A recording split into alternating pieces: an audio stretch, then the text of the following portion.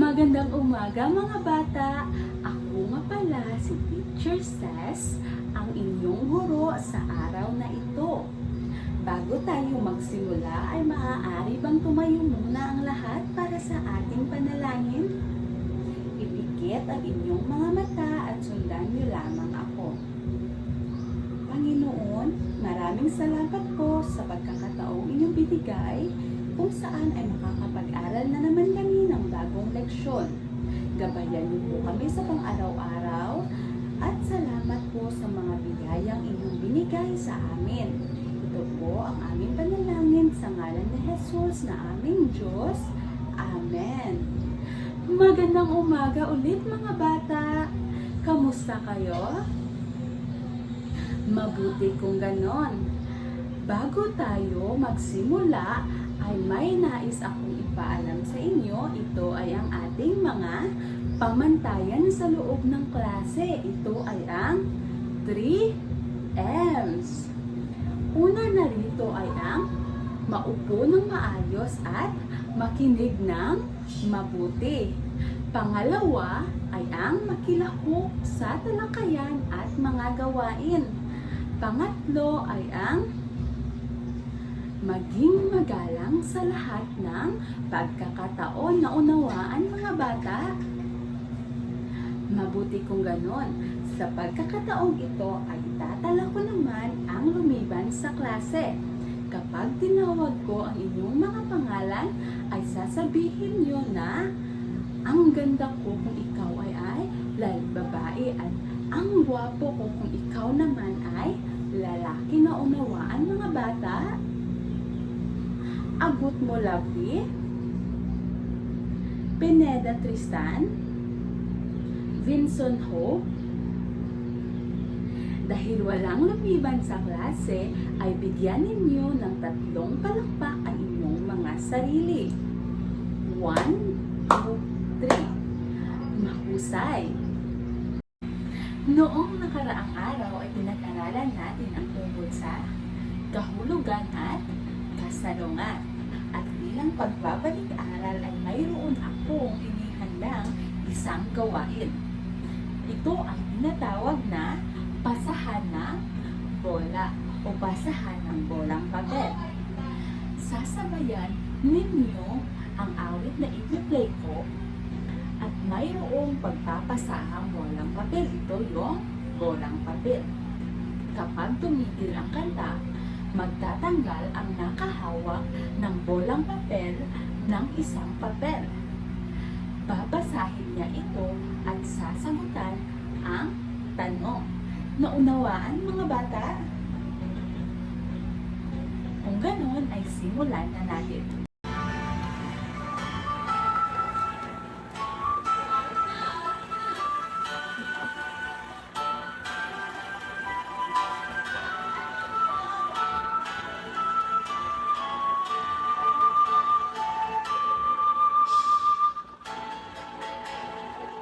Masaya tumawa ka. Kung ikaw ay masaya tumawa ka. Kung ikaw ay masaya, buhay mo ay sisigla. Kung ikaw ay masaya tumawa ka. Mahusay! Pakibasa ng ating unang katanungan. Si Maria ay kumuha ng pluma upang isulat ang kanyang karanasan sa paaralan. Ano ang kasintahulugan ng may salungguhit? Ang salitang may salungguhit ay ang salitang pluma. A. Gunting. B. Papel. C. Ballpen. Or D. Crayola. Ang tamang sagot ay letter C. Ballpen. Mahusay. Sa Ikaw ay masaya pumalakpak. Kung ikaw ay masaya pumalakpak. Kung ikaw ay masaya, buhay mo ay sisigla. Kung ikaw ay masaya pumalakpak. Para sa ating ikalawang katanungan, ang pagong ay isang makupad na hayop dahil dala-dala niya ang kanyang bahay. Ano ang kasalungat ng salitang makupal? A. Mabilis, B. Mabagal, C. Manipis, or D. Matulis? Ang tamang sagot ay titik A. Mabilis. Masaya pumadyak ka. Kung ikaw ay masaya pumadyak ka. Ang ating ikatlong katanungan ay, sa bayan namin ay may makipot na daan na mahirap pasukan. Ano ang kasing kahulugan ng salitang makipot? A. Malawak, B. Maganda, C. Masikip, or D. Masukal? Ang tamang sagot ay titik C. Masikip. Mahusay mga bata, mayroon pa ba kayong tanong tungkol sa ating nakaraang leksyon? Mabuti! Bago tayo tumungo sa ating bagong aralin ay magkakaroon muna tayo ng isang palaro. Bago matapos ang 10 segundo, ay dapat mahulaan ninyo kung kaninong litrato ang may-ari ng boses na inyong papakinggan. Naintindihan mga bata? Handa na ba kayo? Ang larong ito ay pinamagatang Sino Norn. Narito ang iba't ibang larawan na inyong pagbabasehan. Huwag mo akong mahalin dahil mahal kita. Mahalin mo ko dahil mahal mo ko. Because that is what I deserve. Sino ang nagsabi ng linyang iyon? Si Catherine Bernardo, tama. Am I not enough? Pangit ba ako? Kapalit-palit ba ako? No! Then why? Sino naman ang nagsabi ng linyang iyon? Iyon ay si Liza Soberano. Stop acting like you know my pain. Stop acting like you own it. Kaninong boses ang huli ninyong pinakinggan? Iyon ay kay Daniel Padilla. Magaling! Ano ang inyong napansin sa mga litratong naging inyong kasagutan? Tama! Lahat po ng litrato ay mga tauhan sa kilalang pelikula. Dahil dyan, bigyan nyo ng isang Jollibee Club ang inyong mga sarili. Sundan niyo lamang ako. 1, 2, 3. 1, 2, 3. Love ko to! At bilang koneksyon sa ating talakayan ngayong araw, ang mga tauhan ay isa sa mga pag-aaralan natin sa araw na ito. Sa puntong ito, sa pamamagitan ng alphabet numeric decoder, tutukuyin ninyo ang pinapahiwatig ng bawat larawan na ginamit sa kabanatang ating tatalakayin. May mga kahulugan akong inihanda upang maging gabay ninyo. Naunawaan mga bata? Kung ganon, simulan na natin. Ibig sabihin ng unang larawan ay ang malaking sisidlan ng damit. Ang numero nito ay 1, 11, 1, 18, 1, 4, 15, at 18. Ano ang salitang nabuo natin? Aparador, tama. Ang ibig sabihin naman ng pangalawang larawan ay palamuting bilog na hiyas na isinusuot sa pulso ng kamay. Ang numero nito ay 16, 21, 12, 19, 18, 1, at 14. Ano ang nabuo nating salita? Ito ay pulseras, tama. Para naman sa ating pangatlong larawan, ang ibig sabihin nito ay ang taong naglilinis ng kuko. Batay sa alphabet number decoder, ano ang tawag rito? Ito ay Manikurista, mahusay. Ano naman ang tawag sa pang-apat na larawan? Kung saan ang ibig sabihin nito ay isang uri ng tela na kadalasan ginagamit para magsilbing dekorasyon, panali at iba pa. Ito ay laso, mahusay. Ano naman ang tawag sa panglimang larawan? Kung saan ang ibig sabihin nito ay ang isang uri ng kasuutan para sa kababaihan. Ito ay bestida, mahusay. Bago natin basahin ang kwento, ay mayroon muna akong mga gabay na tanong. Sasagutin natin ito pagkatapos nating magbasa. Unang katanungan, tungkol saan ang ating kwento? Pangalawa, sino ang nakakita ng pulang bestida sa aparador? Pangatlo, sino-sino ang naglagay ng mga palamuti sa katawan ni Noren? Pang-apat, saan natanggap ni Noren ang mga palamuting ibinigay sa kanya?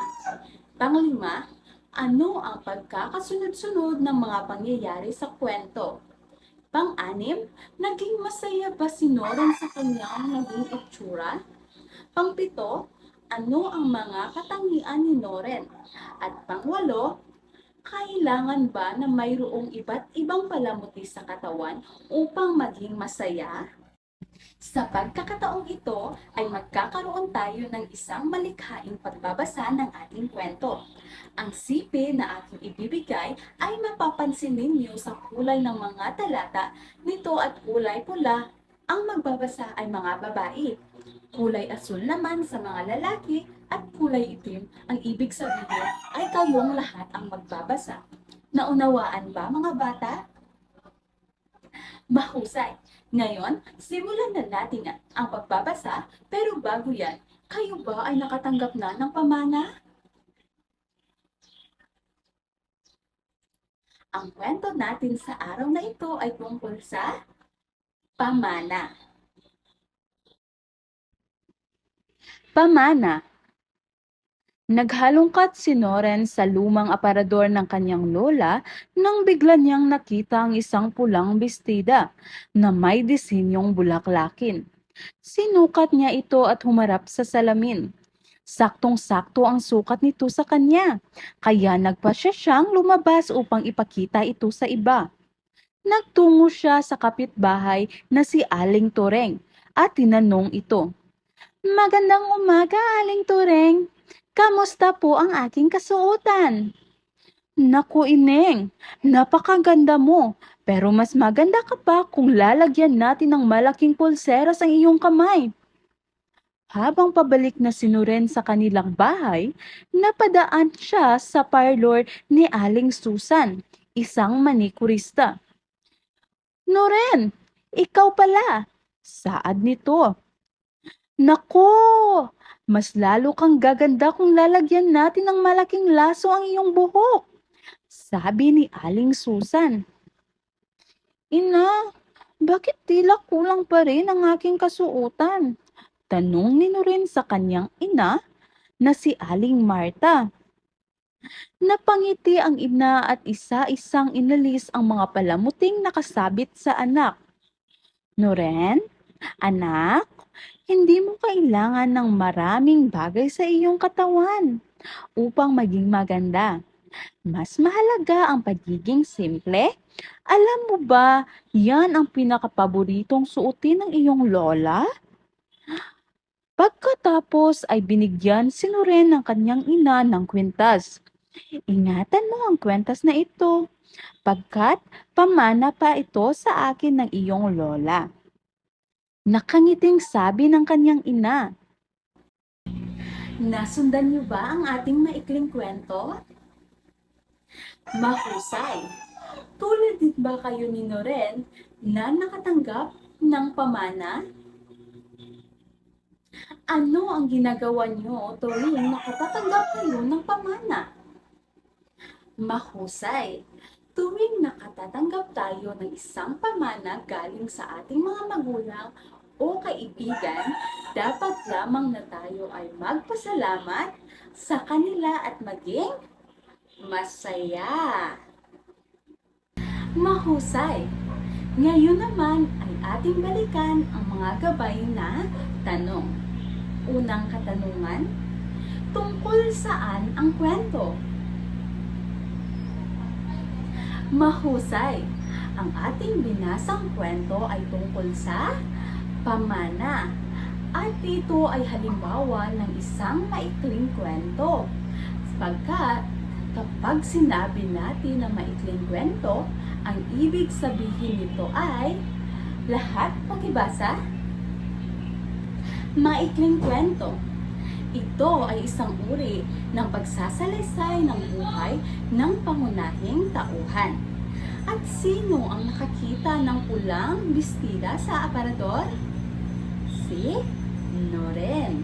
At sino-sino naman ang naglagay ng mga palamuti sa katawan ni Noren? Una, si Aling Marta na naglagay ng pulseras. Pangalawa, si Aling Susan na nagbigay ng laso sa kanyang buhok. At pangatlo, si Aling Marta na nagbigay ng kwintas. Mahusay, sila ang tinatawag na mga tauhan. At kapag sinabi natin na tauhan, lahat pakibasa, tauhan ay mahalagang elemento ng maikling kwento sapagkat tumutukoy ito sa mga taong gumaganap sa kwento.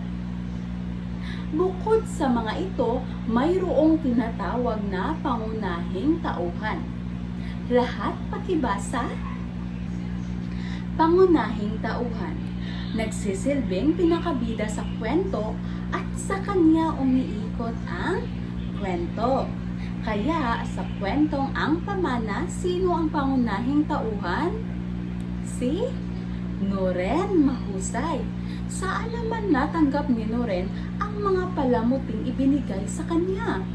Una, sa bahay ni Aling Tureng. Pangalawa, sa parlor ni Aling Susan. At pangatlo, sa kanilang bahay. Tama! Ito ang mga lugar na pinuntahan ni Noren at kung saan siya nakatanggap ng mga palamuti. Tinatawag ito na mga tagpuan. At kapag sinabi nating tagpuan, lahat pakibasa. Tagpuan, tumutukoy sa mga lugar, atmosfera, at mga panahon kung saan naganap ang kwento. Batay dito, ano ang pagkakasunod-sunod ng mga pangyayari sa kwento? Una, naghalongkat si Noren sa aparador ng kanyang lola at nakita niya ang pulang bestida. Ang pangalawang nangyari ay nagtungo si Noren sa kapitbahay na si Aling Tureng at binigyan siya ng pulseras. At ang pangatlong nangyari ay pinamana ni Aling Marta kay Noren ang bigay sa kanya ng kanyang lola. Ang mga pagbigay at pagtanggap ni Noren sa mga palamuti sa kanyang katawan ay mga pangyayari na tinatawag natin na banghay. Lahat pakibasa ng banghay. Banghay. Tumutukoy ito sa maayos at malinaw na pagkakasunod-sunod ng mga pangyayari. Sunod na tanong, naging masaya ba si Noren sa kanyang naging itsura at bakit? Hindi, dahil sa kanyang palagay ay tila may kulang pa rin sa kanyang katawan. Mahusay. Ano ang mga katangian ni Noren? Si Noren ay palakaibigan? Ano pa? Hindi siya makontento sa kung anong meron siya. Kung kayo si Noren, ano ang mararamdaman niyo kapag binigyan kayo ng iba't ibang palamuti? Saya at excitement. Ano pa? Makakaramdam ng pasasalamat. Huling katanungan. Kailangan ba na mayroong iba't ibang palamuti sa katawan upang maging masaya? Hindi. Ang tunay na kaligayahan ay nagmula sa loob. Ano pa? Hindi. Dahil ang pagiging simple at hindi materialistiko ay maaaring magdulot ng kapayapaan at kasiyahan. Kamusta mga bata? Kilala niyo na ba ang mga elemento ng maikling kwento? Napakagaling! Dahil dyan, bigyan niyo ang inyong mga sarili ng isang McDo Club. Sundan niyo lamang ako. 1, 2, 3. 1, 2, 3. Love ko to. Batid ko na alam na ninyo ang mga elemento ng maikling kwento. Kaya, upang lubos nating maunawaan, ay magkakaroon tayo ng pangkatang gawain kung saan ay hahatiin ko kayo sa 4 na pangkat at bibigyan ko lamang kayo ng 5 minuto upang gawin ito. At ating tandaan ang ating mga rules sa paggawa ng pangkatang gawain. Una, narito ang makiisa. Pangalawa, igalang ang iba. Pangatlo, magtrabaho ng maayos. Pang-apat ay makilahok. At pang-5 ay manatili sa grupo. Naunawaan? Mahusay. Narito ang mga panuto kung ano ang gagawin ng bawat pangkat. Basahin ng mabuti at gumawa ng nagkakaisa. Tapos na ba ang lahat? Dahil dyan, bigyan natin ng fireworks club ang lahat ng pangkat. Sundan niyo lamang ako. 1, 2, 3, psh, 1, 2, 3, psh, 1, 2, 3, psh, psh, boom! Sa kabuuan, ang ating itinalakay ngayong araw ay tungkol sa elemento ng maikling kwento. Magbigay ng isang elemento ng maikling kwento. Tauhan. Ano ang ibig sabihin ng tauhan? Sila ang mga taong gumaganap sa kwento. Mahusay.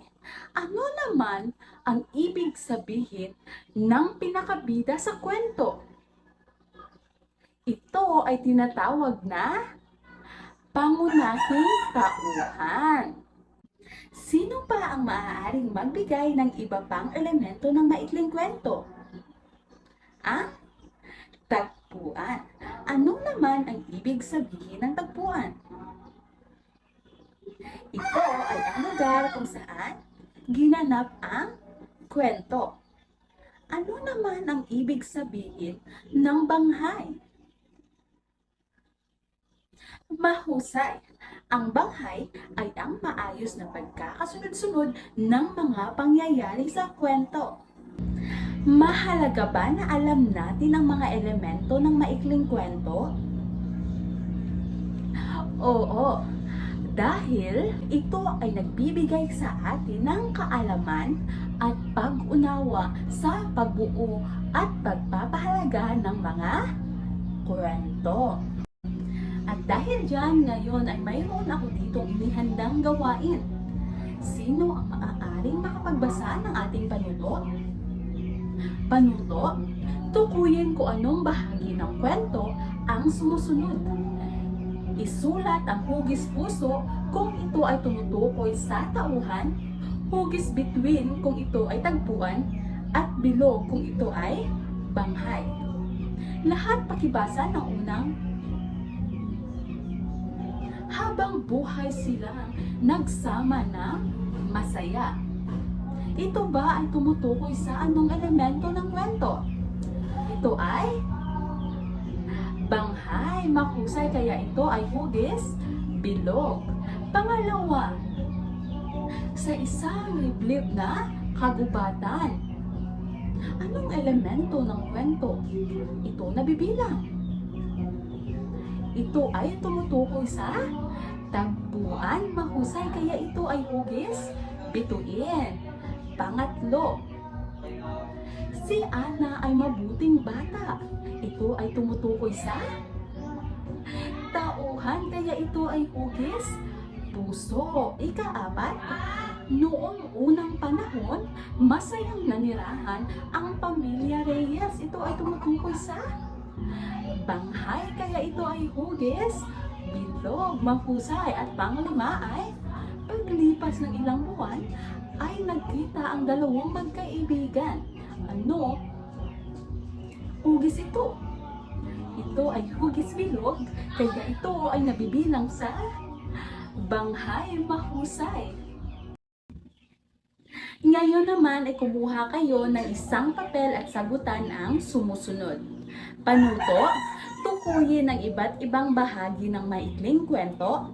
Ito ba ay tauhan, tagpuan o banghay sa pamamagitan ng pagsagot sa mga tanong sa baba batay sa kwentong ibinigay? Naunawaan mga bata?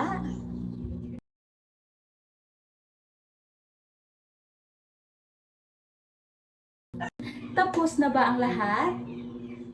Pakipasa ng inyong mga papel sa harapan. Ngayon naman ay kunin niyo ang inyong mga kwaderno at isulat ang inyong takdang aralin. Panuto ay magsulat ng maikling kwento na may 3 talata. May panimula, katawan at wakas. Gamiting batayan ang rubrics na ito. Tapos na ba ang lahat? Mahusay, at dito na nagtatapos ang leksyon natin ngayong araw. Tumayo ang lahat para sa ating panalangin. Panginoon, maraming salamat po sa pagkakataong inyong binigay kung saan ay nagluto na naman kami ng bagong leksyon. Gabayan niyo po kami sa pang-araw-araw sa ngalan ni Jesus na aming Diyos. Amen. Paalam mga bata!